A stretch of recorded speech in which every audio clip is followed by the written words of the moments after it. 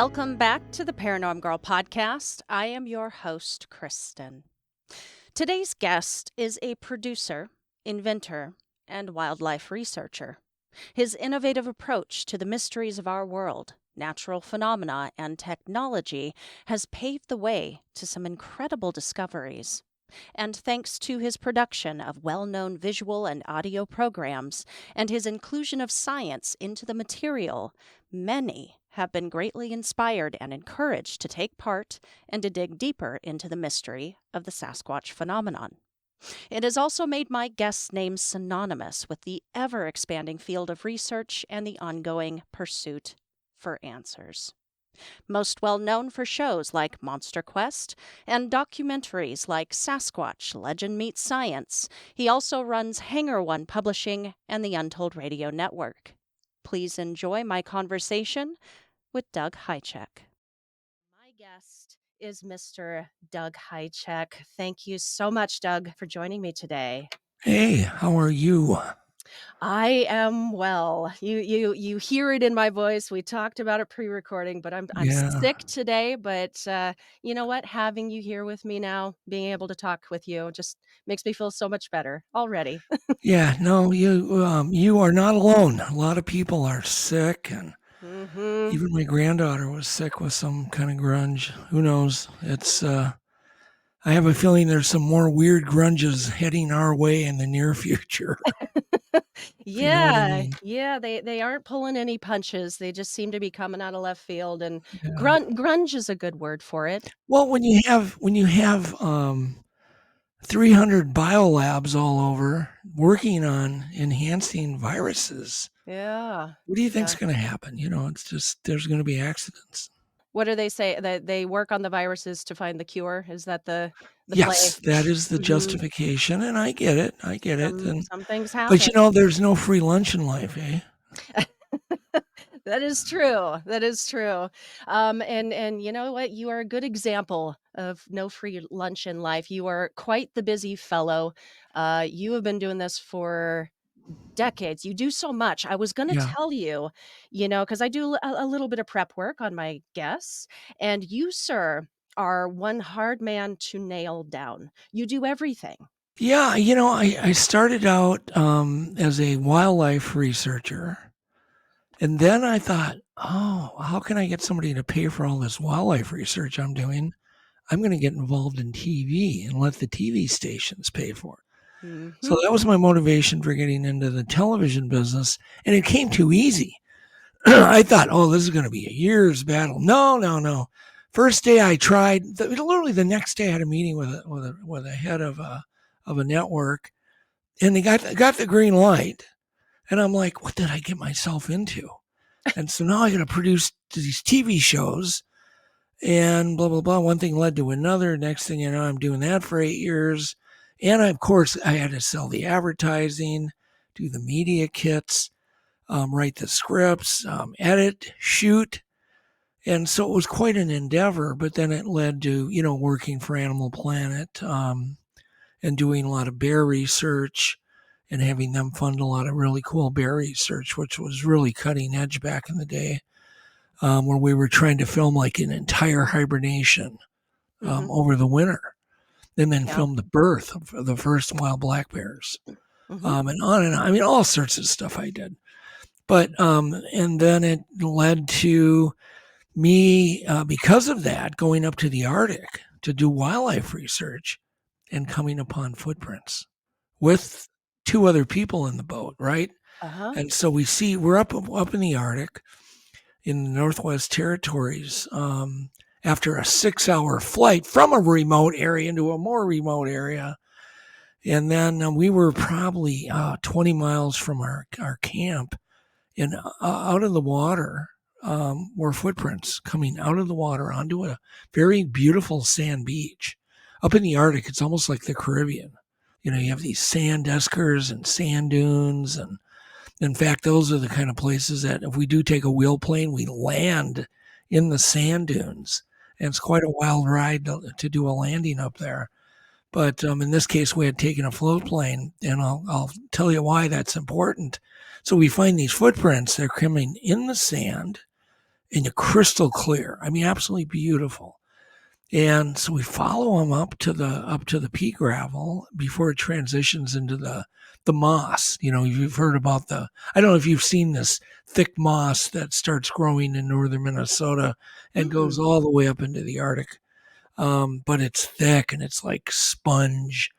And there, as it transitioned into the moss, there was a little stand of stunted trees, very small, like 7 foot tall, because it's kind of at the end of their range. So there's only a few trees up there. And so the footprints came right to a tree trunk. And there in the front of the tree trunk was a steep footprint. And right behind the tree trunk, about 4 feet away, was another footprint, deep, which meant it stepped over the tree. Mm-hmm. Okay, so Yeah. you can imagine being a wildlife researcher, and I knew there weren't polar bear tracks. And I'm going, and then my buddy who was with me goes, "We need to leave now." That's the first words out of his mouth. "We just need to leave now." And I said, no. I said, "We got to keep following these things." So we get past the trees, and there in the horizon, you could see the tundra rolling way off in the distance. God knows how many miles we could see. And there were those footprints you could see going off into the horizon. Whoa. And I went, okay, something made those footprints. This is not some hoax or a joke. And we're in the middle of nowhere.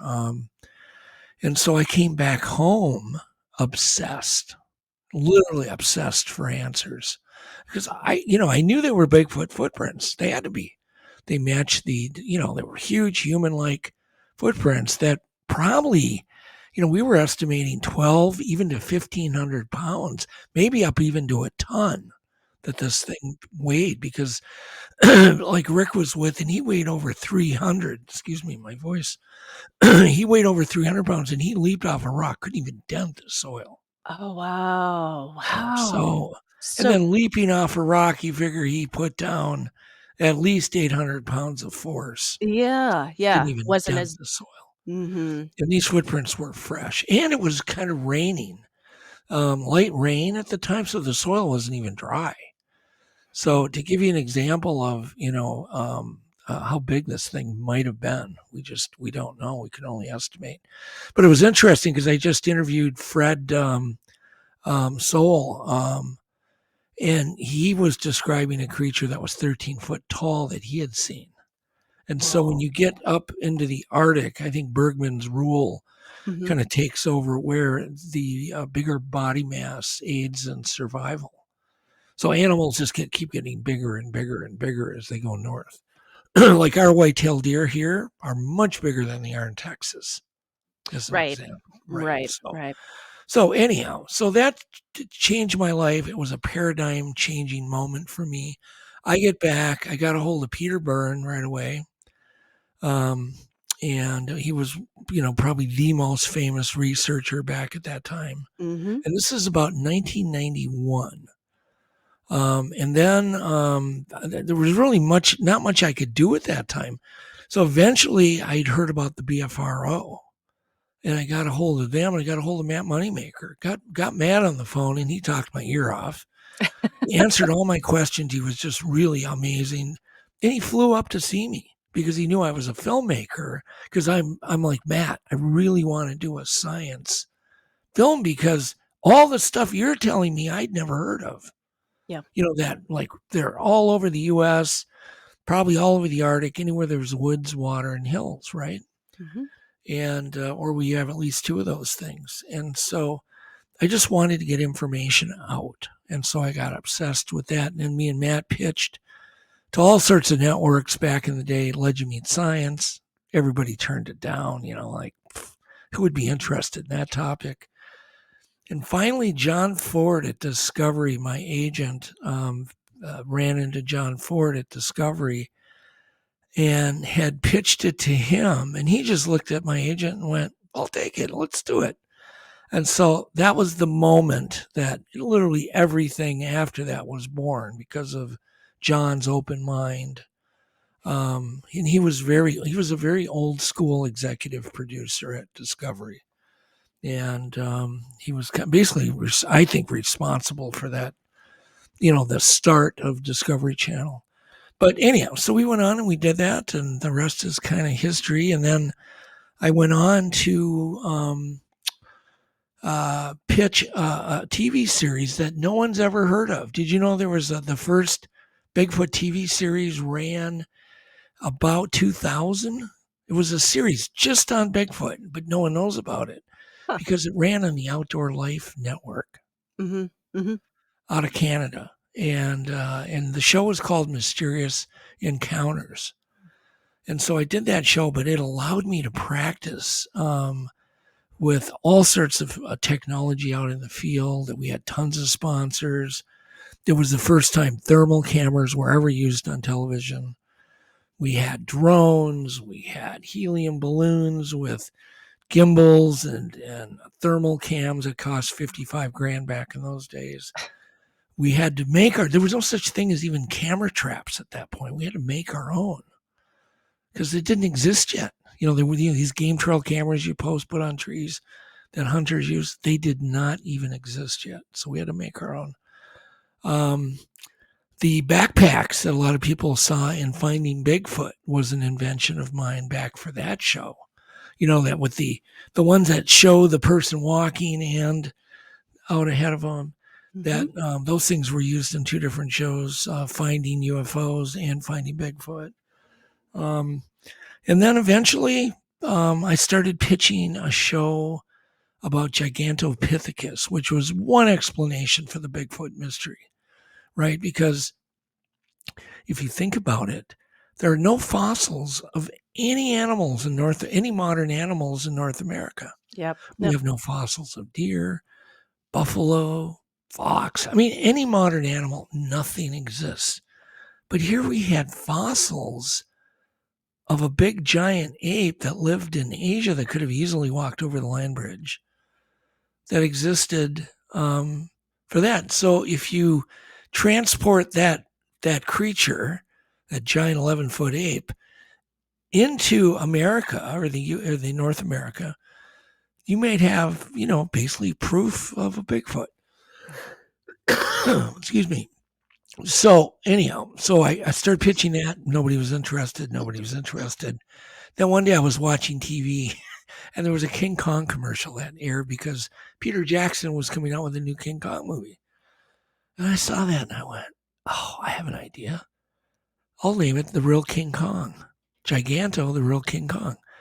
So I called my agent up that night and told him, I said, I'm going to redo the art.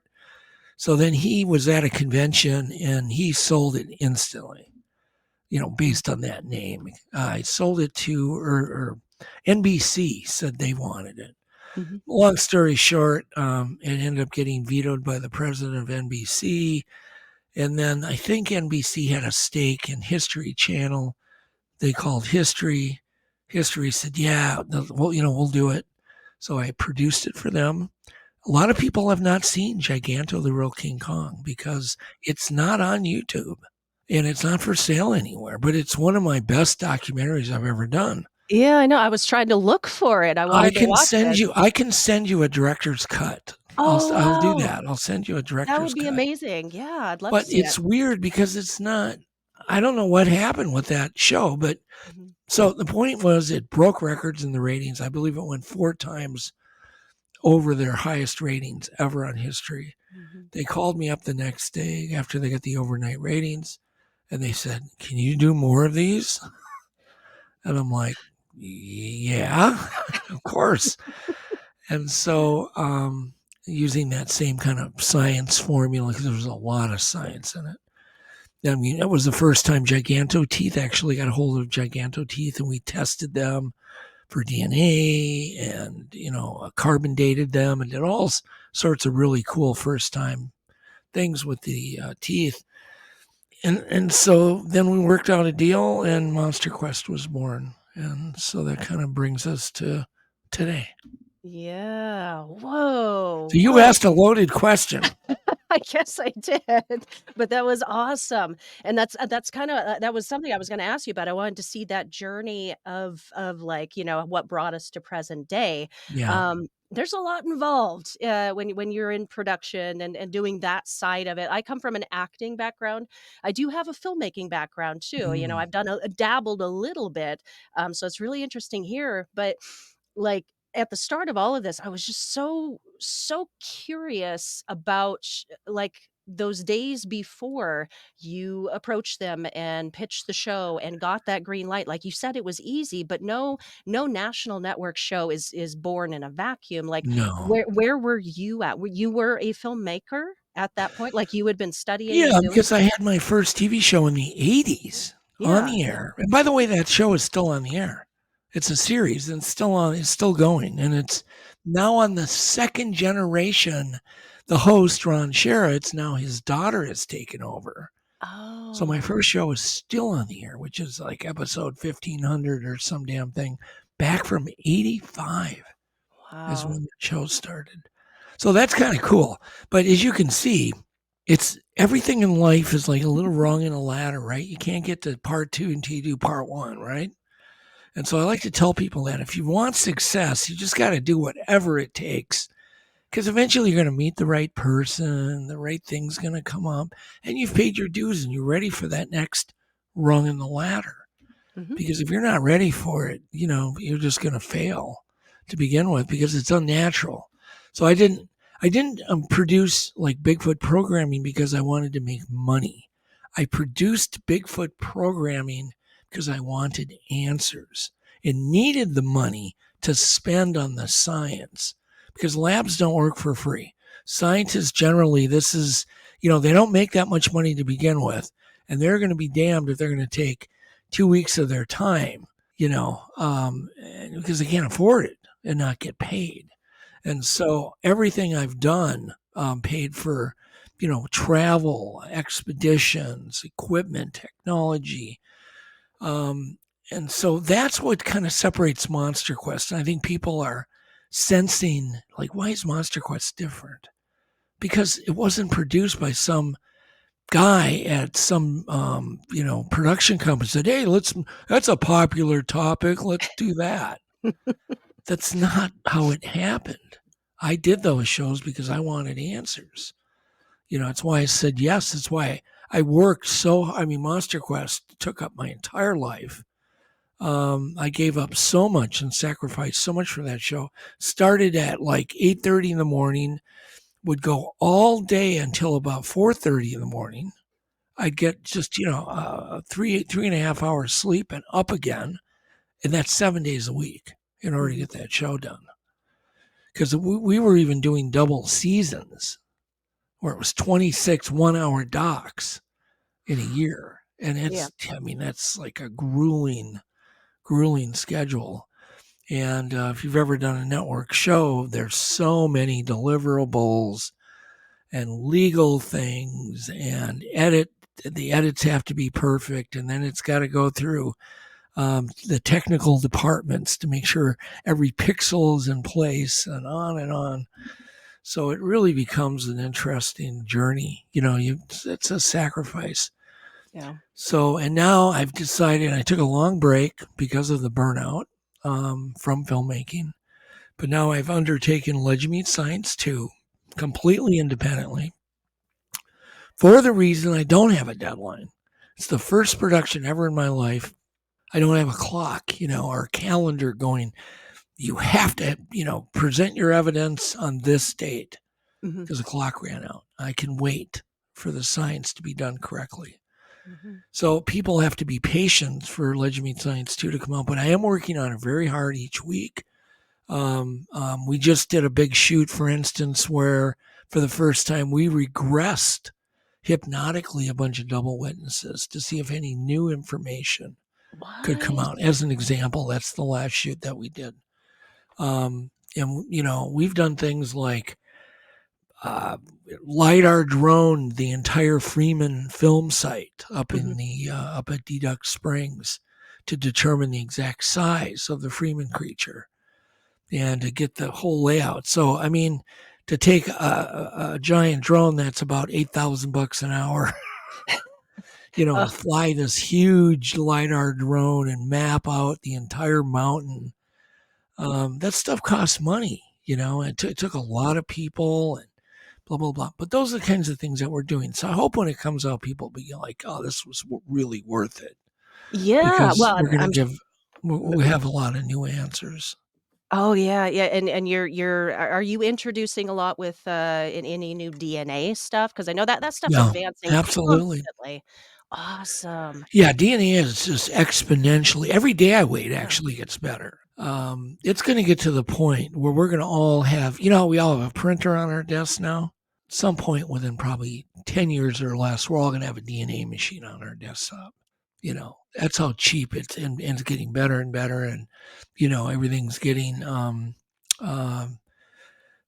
just smaller and easier and easier. Where they're solving 50-year-old crimes like nothing right now. Yeah. Yeah. From old skin cells that were on some clothing that's been stored for the last 50 years. They're now finding those people and putting them in jail, even though they're 80, 90 years old. They were a serial killer and got away with it all Mhm. these years. They're catching them now. Yeah. Yeah. And so there's a lot of cold case things happening. And I'm in fact, I had a meeting yesterday with one of the people that work for one of these really high end DNA companies that's going after criminals that have gotten away with murder literally for 50 years. That's how good it's getting. And then with the gen banks are getting better and better, of course, with everybody volunteering, donating DNA. But we're going to be covering 24 brand new categories in Wow. Legend Wow. Itself. So people Oh. go, well, how is that possible? How are 24 new categories? What do you mean, pieces of evidence? No, categories of evidence. Well, So, it's really good to hear that, well, all of the stuff that's going to be coming in Legend Meet Science too, but that DNA, testing and analysis has gotten easier, it's gotten cheaper yes. because we would have had answers to not just the Bigfoot mystery, but, like some things with UFOs too, there's stuff that's been collected with that as well. A long time ago, it was a wall that people just kept running into, and we would have just been able to answer the question right then and there instead of, not collecting it or having to throw it out because there's human contamination or Yeah. whatever the reason. Yeah, that'll be really, really cool to Well, see. that's one of the obviously challenges of any close relative in trying to get DNA because if they don't get a full sequence, they can always take the ignore any junk that dropped to the bottom or that they couldn't match and just say, well, this human genes in here must be contamination. Mhm. Yeah, but you got to remember, I mean, every hominid is contaminated with each other. Gorillas are contaminated with human DNA too. I mean, there's no end to it. Or are we contaminated with gorilla DNA? We're all related. Yeah. And so the key is to get the full genome or so much that then now we'll look at the stuff that drops that doesn't match, which may only be a few genes. It may not be this giant thing. We've already had gotten DNA up at Snowgrove where there was we didn't get too many base pairs, but we got enough to where there were a few that matched chimpanzee. And it's like, well, what is that doing up? And, there's a few genomes that are divergent in chimps over humans. And we happen to nail a few of those in Ontario. Well, what's that happening up why in Ontario? And then of course you have to redo it. You have to have enough material to redo it to prove this is really a thing and it wasn't some other kind of mix up. So Yeah. yeah, it's a challenge trying to get DNA off an Oh, unknown yeah. hominid. Yeah, it's really Yeah. tough. It's a humanoid. It is. Yes, yes, we are all related on some level. So I saw briefly a Kickstarter for Legend Meet Science 2. Is that still open? Can people still Yes, it contribute? still is, Okay, and okay. our well is just about dry. Our last shoot, we had to spend, it was $14,000 when all Ooh. the bills came in for the flights and the hotels and the food and the blah, blah, blah, just to get people up here for this. And then, of course, for the therapist that did the regression and hip, everybody has to be paid. Yeah. And we do everything as cheap as we can. We had a fixer that worked for free to look for the nicest but cheapest hotel in the area that people could, we do everything we can to save money. But yeah, our well is about dry again, and we've got many more shoots to do. Okay. We figure we're just probably crossed the halfway point, and they can just go to Hangar One Publishing, and there's the Legend Meet Science, and they can still get involved with all the benefits of, getting the credits and getting merch and all sorts of cool things to fund Legend Meet Science. Because you got to remember, in MonsterQuest, I wouldn't say it was an unlimited budget, but I had enough. I never had to worry about the money, Mm-hmm. where things are so expensive nowadays. And we're not doing this on the cheap. We want to present a really beautiful, well-produced doc. So, yeah, they can feel free to donate. All We right, need it. listeners, you heard him. Go donate. We gotta help him get this finished. We all want to see it. Real quick here, let's jump back a little bit to you said that your first encounter, what set you off on this obsession, this path with Bigfoot and other mysteries, that kind of dominoed into itself, were these footprints. Did you said, okay, that must be Bigfoot. So you were aware of Bigfoot at that time. Sure. What what were your beliefs leading up to that? What did you think of that? Well, that's a good question. Okay, it starts out. I'm in first grade, and there is a magazine. I would think it was Boy's Life or God, with the Patterson creature photo on it. Mhm. And I see that in the library, and of course I grab that. I remember yanking it out of my buddy's hand. It's like, no, no, no, no. So I looked at that, and within that 3-second rule, even at a young age, as a kid, I realized that was a real creature. I could tell. I grew up in an era of fakey monsters, you know, melodramas and shows like Lost in Space that had lots of money, but you could tell they were costumes. I looked at that and I went, "That's not a costume," even at a young age. Um, and so that I was interested in it. And I remember reading about Bob Gimlin and Roger, and just the whole thing just made sense. And then when I finally saw the film, and I went, "There's no way that's a suit." I could see muscles. Um, it's just when you see reality, it's reality, Mhm. and there was no doubt in my mind. And so they just kind of put it in that kind of category. But then when I was about 22, I was up hunting with my cousins and my uncle up in northern Minnesota. My uncle put me on a deer stand about a quarter mile away from anybody else's. It's still dark. And right when the sun was just barely, you just barely make out images, I hear chest beating, which I knew was not a grouse. It was loud. I could feel the reverberations in my body, and just this boom, boom, boom, boom, boom, boom. And I went, "What in the world?" And I remember just freezing on my deer stand. And then there was this horrible stench that came over me. It was so bad I had to cover my nose, my mouth. And then it went away as quick as it came. And I Mhm. went, I don't know if I really thought Bigfoot at that time, but when I went back to camp to meet for lunch, where everybody had to do a safety meeting and re-meet again, every single person in our hunting party had the same experience. So whatever Ah. it was made the rounds to every deer stand and did a little intimidation thing.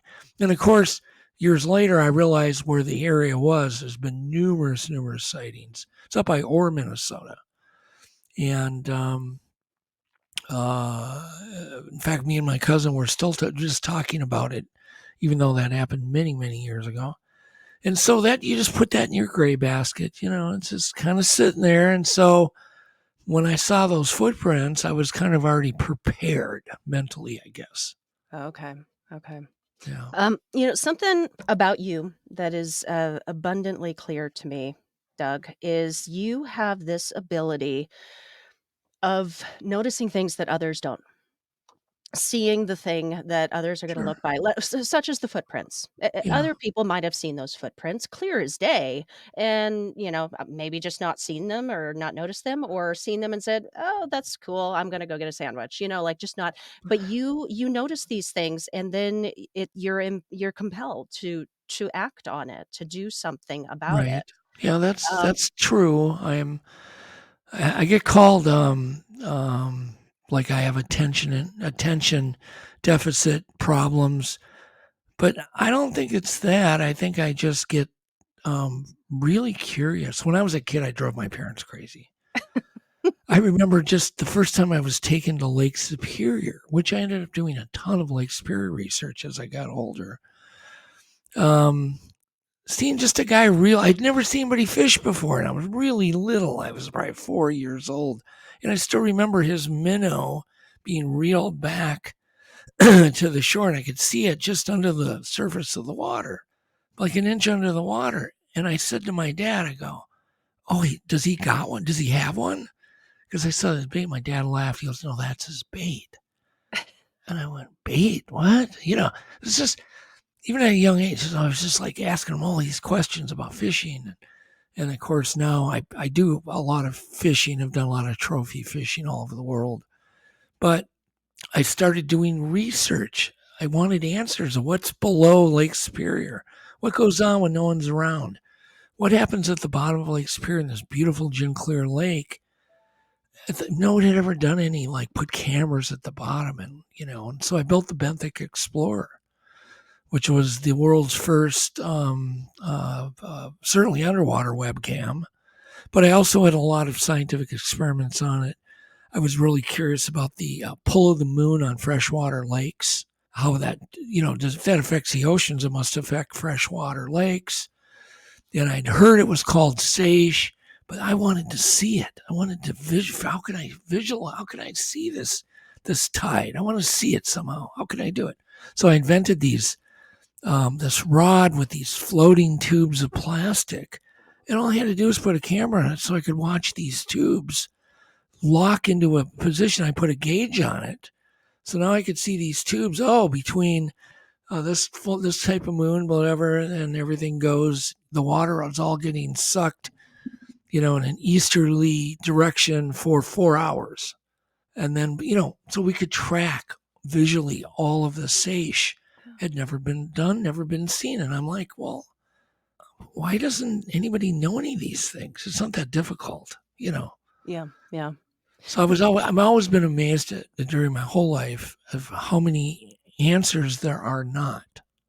Mhm. And so anybody listening to this now, in the future, if you're a kid, oh my God, there is just jillions and jillions of questions that you can even get answers to with very little money. And even at a young age, you can be a citizen scientist. There's so many things we don't know anything about.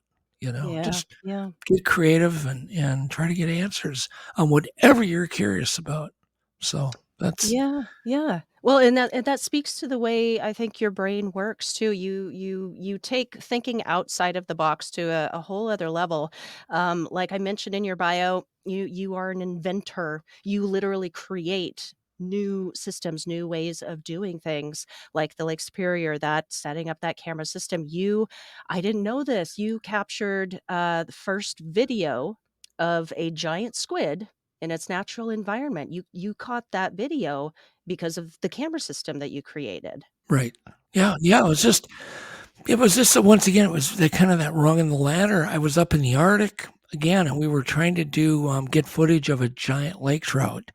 I had seen a 6 foot. Can you imagine a 6 foot long trout? I saw one with my own eyes in the gin clear waters, and we were at Knowlton Lake, and it was at the mouth of the Windy River, right? And so I see this thing coming up, chasing a 30-pound trout, which is a big trout. It's about 44 inches long, right? Mhm. 4 foot. But I see this thing that's 6 foot plus. And I thought, well, how is that possible? Why would this one fish be big and these other fish are big, but not like this monster I saw? And I looked at my guide and he goes, oh, we see those all the time. I went, what? What do you mean you see them all the time? And he goes, oh, yeah, we see them, but they're too slow. We can't catch them. So I'm like, okay. So I get home again and I start calling fishery people and looking for a biologist who wants to team up with me to prove these things exist. And so that's what we were doing up when we found the footprints. So you Whoa. see how curiosity can, it can do good things. And doesn't necessarily one curiosity thing might lead to some other breakthrough down the line, right? Yeah. Oh, yeah. It may Yeah. it may shift on you, but I kind of believe the universe helps you. It Yeah. helps the curious. Let's put it that way.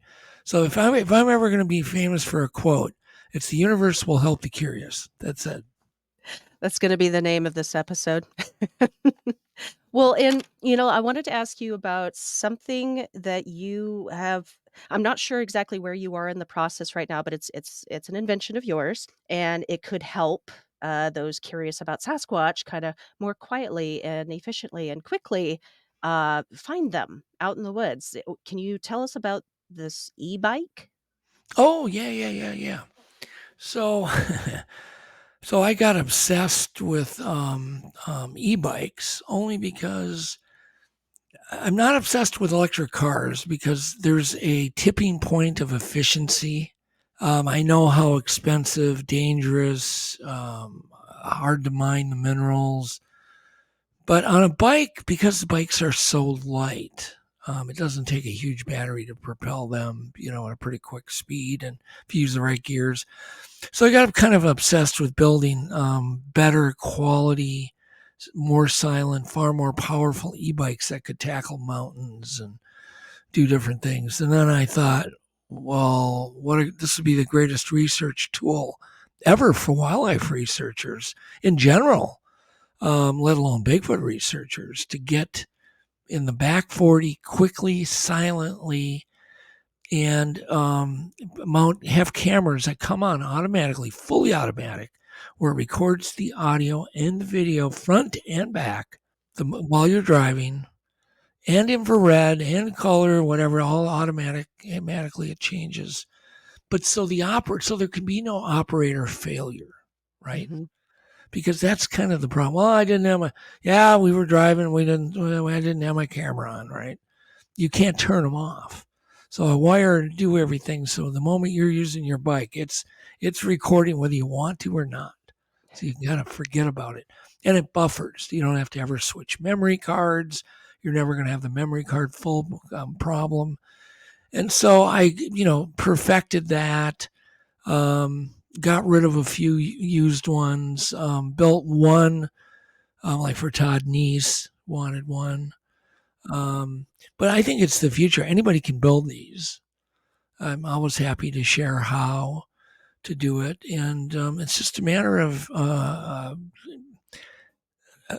what would I put it? The element of surprise, I think, is huge. Right. The silence of these things is crazy. We've had things like bobcats kill prey right in front of the e-bike because they didn't hear it, they didn't see it, because they're silent, and they're not spooked by it. Deer are not. I was actually doing experiments yesterday with deer. Deer are some reason they literally won't budge for an e-bike. They'll Huh. stand their ground. They won't even look at you, and if they do look at you, they're very confused because they're used to seeing either visual cues. Imagine how many bikes deer have seen. People pedaling by and blah, blah, blah, blah. And they're used to the sounds. So I really think that if the people who start using these things are going to have great success.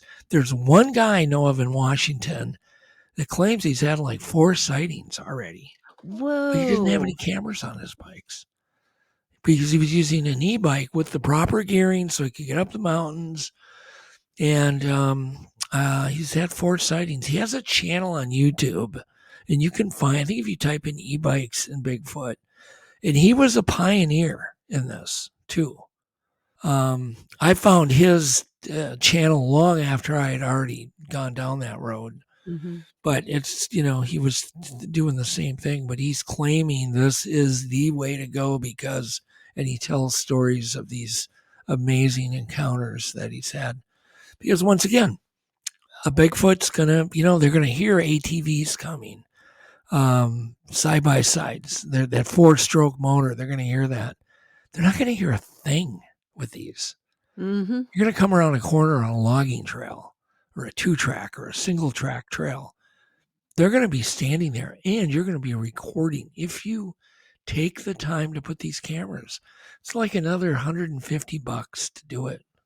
So these are already in use to some extent. You said you would be willing to share with folks how Oh, to sure, people. build. I'd be happy to Yeah. share how to do it. Sure.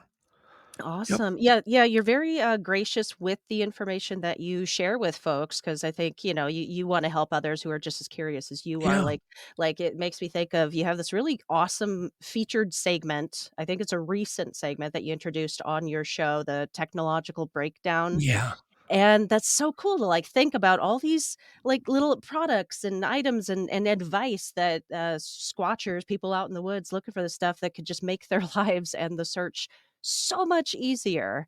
So yeah, just thank you for being so Yeah. open No, with the information. it's a challenging thing to do because I take for granted everybody. I kind of think, well, everybody knows this. I'm like, no, they don't. Yeah. And then I think about all the new people getting involved in this. The kids, the teenagers that maybe saw Bigfoot while they were driving with Yeah. their family to the campgrounds. Suddenly now he's obsessed. He doesn't know anything. So I'm just hoping to put the knowledge out there. A lot of untested ideas I'm throwing out too, but this is cool because now people have new things to test, so it's like I'm hoping to create a whole band of researchers that we can eventually maybe get that footage because there hasn't been any new breakthroughs. Yeah. It's been a long Yeah. time. We're due. It has. Yeah. Well, yes. Overdue. Overdue. We are due, and Yeah. we don't know anything about these creatures. We don't know, what spectrums they see in, hear in, what their habits are. We don't know anything about their life cycle. We assume certain things, but I think that's kind of a mistake. The older I'm getting, the more I'm realizing, really, do they migrate south? Because that's what I would do. I would want to be warm in the winter. What if they migrate north? you know, Hmm. so we need to kind of start going, well, maybe they're not doing what humans do. Maybe they Hmm. don't think like humans. Maybe they think differently.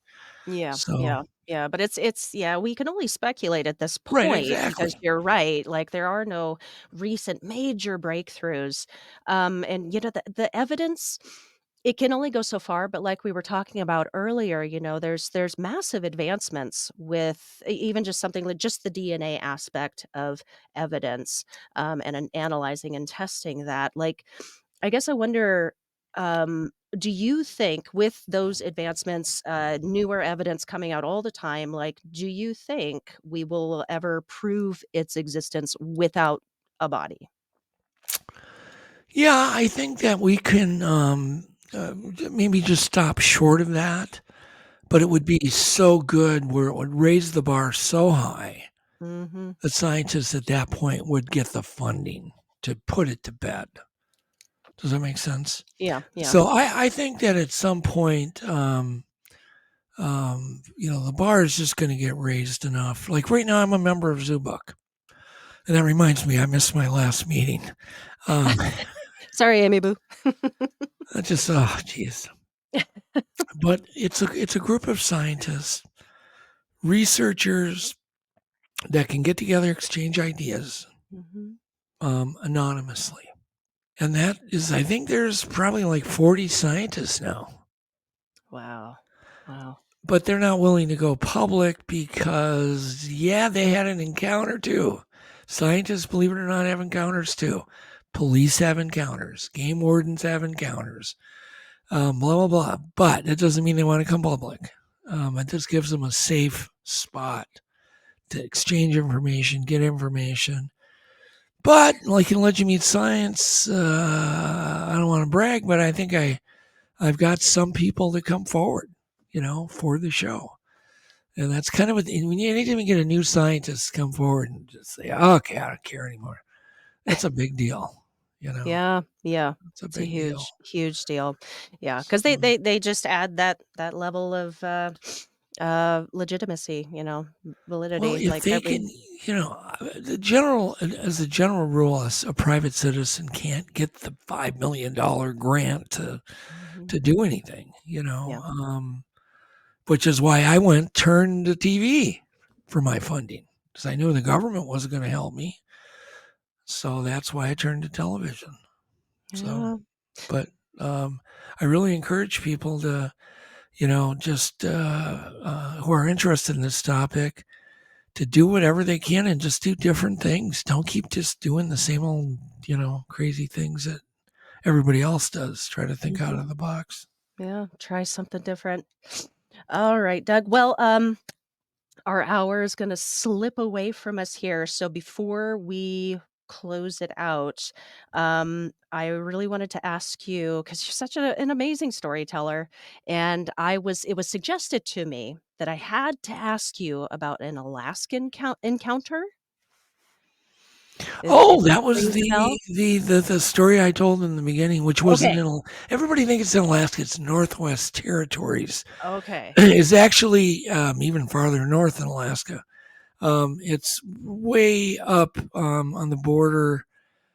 So if you go across the border from the U.S. into Canada, you get into like Manitoba or Ontario. It's above that whole province, up Okay. in the roadless tundra no man's land up in the Arctic. So that's where I was. And that's the story I told you about the footprints. So that's Okay. what they were Okay. referring to.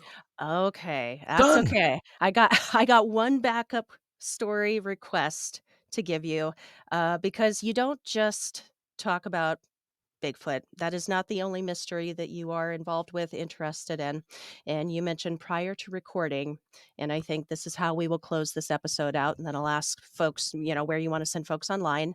Uh, you mentioned you had a ghost story. Oh, I would love yeah, to hear it. absolutely. They actually got two. One is really quick, but really scary, and it still gives me chills. Middle of the night, 2 in the morning, I hear running up our hallway upstairs. Bum, bum, like kids running, like just, and I'm picturing in my mind my two daughters, getting goofy on the weekend, playing tag, whatever. Kids are when they have sleepovers or whatever. So I'm hearing this running up and down the hallway, and I'm thinking, what are they doing up? And then I hear a big boom, boom, boom, boom, boom on my door. And I'm like, well, is that why are they pounding? Why are my daughters pounding on the door? And so I get up, put my robe on, and open the door, and there's nothing in the hallway. And then, but before the pound on my door, I heard pounding on other doors. So now this one, I was kind of getting a little mad. As a parent, I'm like, what in the world is going on? So I start walking down the hall, and I walk to the end, and Dakota's sound asleep. Go into AJ's room, and she's sitting up just shaking, crying. And I'm like, what? She goes, there was something, like dark in her room that had just walked by. And I'm like, I said, did you hear all the ruckus and the pounding on the door? She's like, yes. And I said, that wasn't you pounding on my door. She said, no, I haven't, she hadn't gotten out of bed. And then that was the end of it. We've never had an incident like that again. So you wonder, what was that all about? Mhm. Yeah. Why does one enter that paranormal realm for that one evening? And then thank God it It goes away. No, it is odd just to be a one-off. A lot of folks will tell a similar kind of story with the wall wrappings or the jumping around, the running up and down, but it seems more like Oh, what's the word? Where it just repeats. It's like on a loop, you know? Mhm. Not like that. Like, that seems more intelligent to me. That is It spooky. was really, yeah. And you also wonder, was it some kind of glitch from a time gone by of my kids doing that? Oh, You yeah, know, you yeah. know what I mean? Because Mhm. I start thinking about these ghosts and people's sightings. Like I had a guy come to me recently, a friend, and he said, "I just saw my dog that died 2 weeks ago." Whoa. And I'm like, well, maybe it was a kind of a time glitch. Yeah. Mhm. It may not Mhm. have been your dog. Yeah, it was your dog, but maybe it wasn't a ghost of your dog. Yeah. It Yeah. was the reality of your dog. So the one ghost that I did see and had numerous witnesses, which was really cool. Well, we were at a theater, and it was during Christmas, and we were there watching a comedy Christmas movie, not a spooky movie, not what you're gonna expect. You're not in that frame of mind to see a ghost, right? Mhm. And it was like a Jennifer Aniston Christmas comedy, and you're not in that mood. So all of a sudden, I see this guy walk by me, and I thought nothing of it, but the theater wasn't very packed with people. I would imagine there were under 10 people in the theater. So this guy walks by and goes out the door. Think nothing of it. A lot of people got to use the restroom, go get popcorn, get a pop refill, whatever. And then 5 minutes later, here he comes again. But I'm like, I don't recall him coming back in because there's no doors up, on the higher part of the theater. So I'm sitting kind of down by the front. 5 minutes later, here he comes again. And I'm starting to pay attention now just a little bit. Like there's something wrong here. And he goes right out the door. Now, I'm really, at this point, after the third time, I'm paying attention 100% now. I'm not even watching the movie. I don't give a damn about the movie anymore. So here he comes again. He just appears. Now, I can't look behind me because, one, people would be really weird if I turned around and just stared at the people sitting behind me. But all of a sudden, the guy just starts coming down the stairs again and out the door. Now, I sort of noticed what he looked like. He had a green trucker's hat. He had sunglasses on, aviator sunglasses on, and he had a Norwest Bank deposit bag in his hand. And I knew that was the Norwest Bank deposit bag because I used to bank with Norwest back many years ago. And my deposit bag was this green zipper bag, and it had the Norwest Bank logo on it. And I could see that logo on that bag. And the other weird thing is the guy had a smirk on his face because I caught him a couple times as I looked as he was coming down the stairs before he would go out. So he does this about 50 times in this theater. What? And we're all, of course, I think everybody now is watching this. Yvette's watching, and we're all just like, what? So the movie, I cannot wait for this movie because I'm really want to get like what's going to happen. So the movie gets over. I get out in the aisle, let Yvette out. And the guy, I turn around, I can feel this weird feeling, and I turn around, and there he is smirking at me. He's got this smirk on his face, and he's got those glasses on and the trucker hat, and it's that netted kind of just very old 70s hat. Yeah. And he's not an old guy, but he's just, the smirk is just really weird. So we get out the door, and I kind of pull Yvette's side to let him out ahead of, to let him pass us. And so he does that. And the two ticket takers, or the ushers, they look at me and they go, "What's with that guy?" And I went, "Just don't take your eyes off him because now this has got to resolve." And the weird thing is that theater's got a curved wall. So if something walks along the wall, they either have to exit out because you can then either go into the concession area or leave. Mhm. So we're watching, and we're watching the concession area, and we're watching, and then he walks around the curve, goes out of sight behind the curve, and we're all watching the exit and the concession, and he's gone. So four of us watched, and we made sure there was, he's not there, he's not there. He disappeared. It freaked everybody out. So Mm. that was my one ghost experience. Why, when, and why there, I have no idea. But it was kind of a fun, Yeah, yeah, thing yeah. because it's still a great mystery. But you talk about a pattern over and Mhm. over. Did he die? On his way to the bank? Well, yeah, and for him to repeat that same maneuver over and over again, same Over. facial expression, but you said something there, before you summed up the story where he smirked at you. Was he Yeah. smirking at you?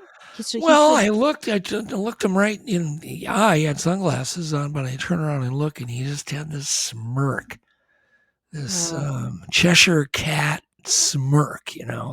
ugh, It was really icky. Yeah, and I could feel it. I mean, yeah, I just could feel the guy.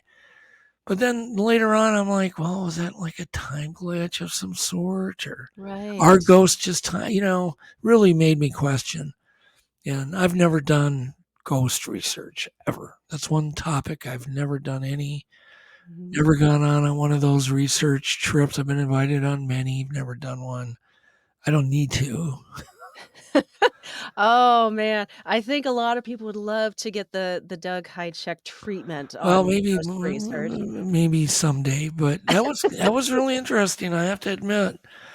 I don't know. I Yeah. can't come up with any other explanation. So that's my story, and I'm going to stick to it. One of the big mysteries of our universe, it's just I think you're right. Thinking down the line of like, time glitches or glitches in the matrix, anything like that, or that even the living can contribute to what we perceive as a glitch, a glitch in the matrix, kind of like I think we're affecting our environments more than we think at this point, and that includes people who have passed on as well. I don't know. Well, There's a lot of well, think about all of the radio signals we're beaming into our atmosphere now. That's Mhm. got to affect time. It Absolutely. has Yeah. to. All these frequencies, and so many of them from so many people. That alone, and then the things they're doing now, molecular testing with all these atomic experiments looking for the God particle and this and that, and all these things they're doing all over the world. And that kind of, makes you wonder, are they opening little temporary windows and doors or permanent ones?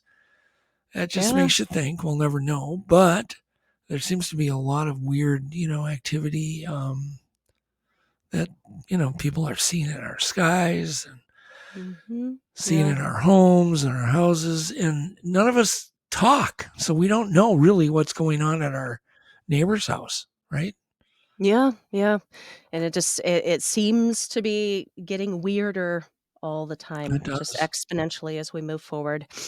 Alright, that was awesome. I love that. We're gonna end on that story. I love that. We are at the hour, so I want to ask you, where would you like to send my listeners online to learn more, to follow you? Where do you wanna send them? Well, certainly love people to check out the Untold Radio Network on YouTube or anywhere podcasts are found. I personally do a show every Wednesday at 7 o'clock Central, 8 o'clock Eastern, and I do a tech breakdown in each show. You can check out Untold Radio AM on YouTube, but you can check out Hanger One Publishing because our books are different. We have audio and video in our print books, kind of Harry Potter like. Um, and it's the first change that's ever happened in publishing in hundreds of years, is what we're doing with our books. And so it's worth maybe checking out our IBT technology, and we're having a blast doing all this and getting cool info to people out. And I guess that would be it. People can get a hold of me on Facebook. All right. And to close out our episode, would you like to leave us with any final thoughts, words of wisdom, or a piece of advice? No, but if you're into any type of research of any type, just remember this: whatever it will be, if it's successful, will be multi-step. Producer, researcher, inventor, innovator, Doug Hajicek, thank you so much for joining me today. Thanks, Kristen. Thank you so much, Doug, for taking the time to join me on the show and share your knowledge and thoughts with my audience. It was incredible getting to speak with you. Listeners, please check out the links in the show notes to learn more and to follow my guest. And please consider kicking in for that Kickstarter. Legend Meets Science was outstanding. I don't need to tell you that. You already know it. You saw it. So we've got to help get Legend Meets Science 2 out into the world.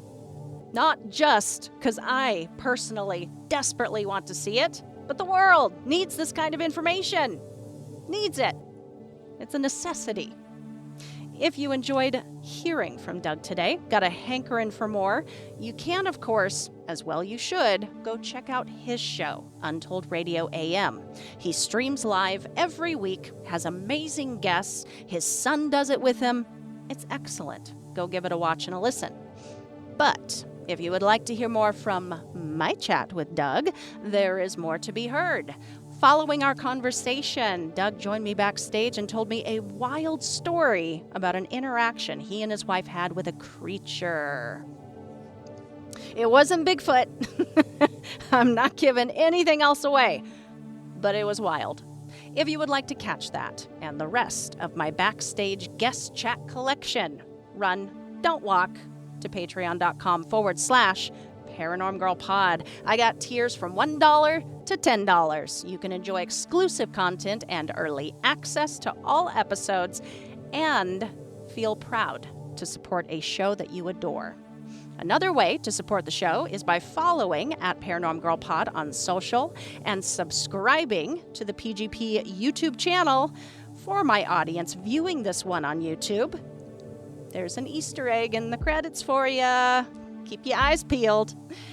Finally, I would like to give a heartfelt thank you to one of my patrons and a friend I somehow made in all of this Bigfoot chaos. He has been so incredibly supportive this season. He's always quick to help whenever it's needed, whatever it is. And he also helped me out with today's show in a big, big way. Thank you so much, Dwayne. I appreciate you. That is going to do it. Tune in next week to catch the final deep dive into Sasquatch, to be followed by the Season 6 finale. Almost there, you guys. I'll see you back here on Tuesday. Stay safe, keep the nightlight on, and sleep with one eye open.